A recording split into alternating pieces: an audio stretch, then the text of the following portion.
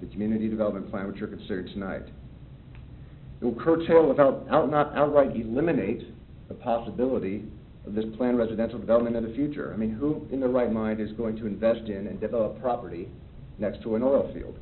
Now, the applicant is, locking in the next 20 years or more, at least 20 years by this application, saying, okay, we get the next 20 years to drill our oil, and you guys who might have other plans next door, I guess you guys just have to wait for us at some point. That's a great deal for them.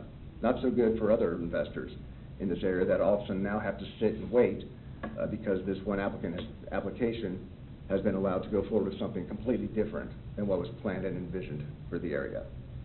And frankly, I think it renders your investments in the area, practically worthless in many respects, at least for a long period of time. Sends a message to the property owners that playing by the rules, following your lead on what is appropriate for the city isn't rewarded and can be kind of tossed aside. So my client strongly urges that you forward this application on with a recommendation of denial. That's what I have, and I'm happy to stand for any questions if you have any. Thank you very much. Yes, sir. Your clients feel that this would inhibit their ability to market their property and development? They are right next to it. Absolutely. This would inhibit their ability to. I mean, they purchased this land, and like everybody else, they purchased it with the intent to develop it. Disappointed that it hasn't turned out that way, but they're holding out because they believe that the market is going to be turning around. They've seen the investments that the city has made, and they believe that there still would be an opportunity for this here. I mean, they're not, so yes, absolutely. Can you grab the map that you had, and he can show us where he's talking in reference to how close it is? Well, we would be, that's right here for me. Is that on right? We would own the property right here. To the north and east. Is there a risk that any of the land targeted for residential development might go to oil if they weren't able to develop it as residential around? That is nothing my clients ever considered or asked us to even look at. But there's no guarantee for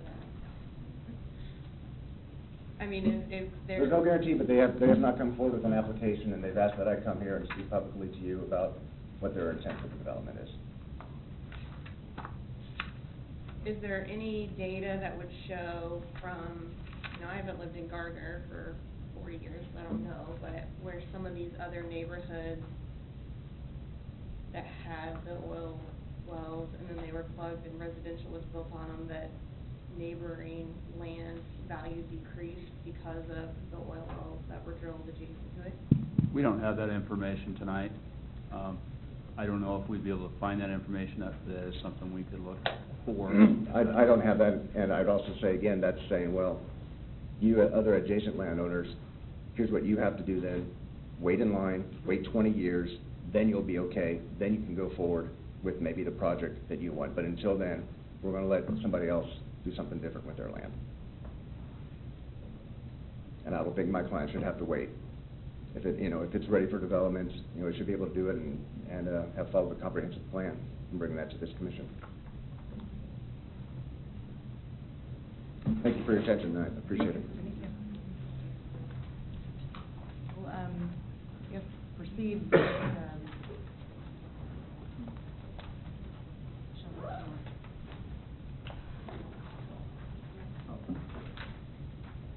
This is a public comment that we received late today that I forwarded to the commission and the applicant. It is from Judith Rogers stating her agreement for denial, stating reasons about adverse effects of drilling to the homeowners in the area and possibly for the community as a whole, about the applicants being delinquent in paying assessments, and then asking for a conditional use permit. And I'm just summarizing this here. And then the disagreement with the benefit district, in the first place happening. And then she again urges the planning commission to deny the conditional use permit. Thank you, Michelle. I guess with that, Well, just before we close, or whatever we're gonna do, on this note, I don't recall that we polled the commission for any ex parte contacts on this, topic. So if any of you have had contacts, other than the information that was provided to you by staff associated with your packet, meaning any emails, phone calls, anything like that, it's appropriate to disclose those contacts at this time. you read my mind. Okay. Thank you. So I won't repeat what Ryan was saying, so any other forms of communication besides the email that we all received? I think it's appropriate also, I think there are probably some other people waiting for public comment. The one thing I would say is that if it is your desire to continue the public hearing, you won't actually close the public hearing. You'll make a motion to continue the public hearing to a future date certain, so just for clarity. We've got folks in attendance, and I know we are running long, but they've sat here for an hour and a half, and I would like to open the public hearing. If anyone would like to comment on this item, please come forward and state your name and address for the public record, even though we informally opened it just a minute ago. Yeah, I was gonna say, I mean, for practical purposes, it's been open Yeah. ever since the applicant's been speaking. so. Agreement. Hi, my name's Katie Hoffman. Please come to the microphone. Okay.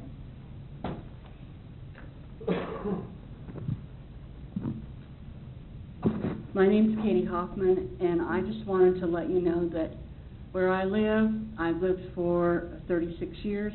There are oil wells all around me, and we have had no problems and no adverse health actions. Thank you. Thank you. Can you, state where you live? Where I live? I live at 34400 West 167th Street in Gardner, in the unincorporated area.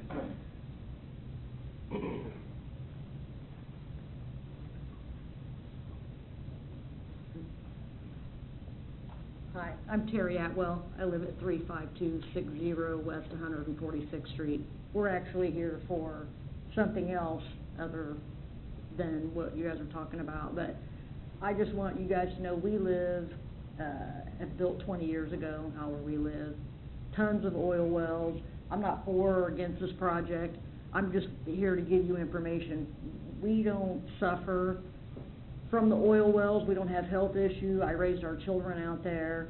And to be honest with you, I have not seen a decrease in property values because of the oil wells out in our area. It's kind of the opposite. I mean, our land prices have skyrocketed, so the oil wells haven't seemed to adversely affect that. But just thought I'd let you guys know.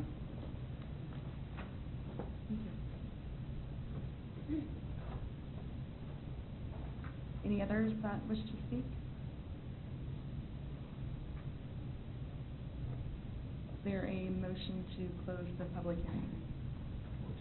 What you'll actually do is to continue it. Oh, we are? If that's your desire, we wouldn't close it.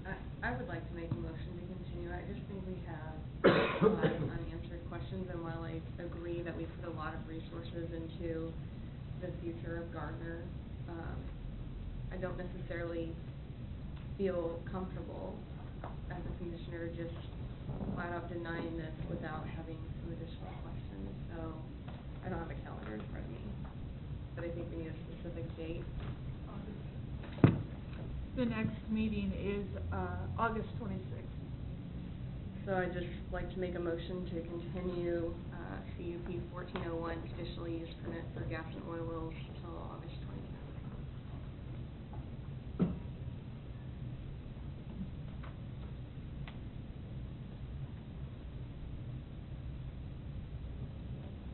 We have a motion made by Gilmore. Do we have a second?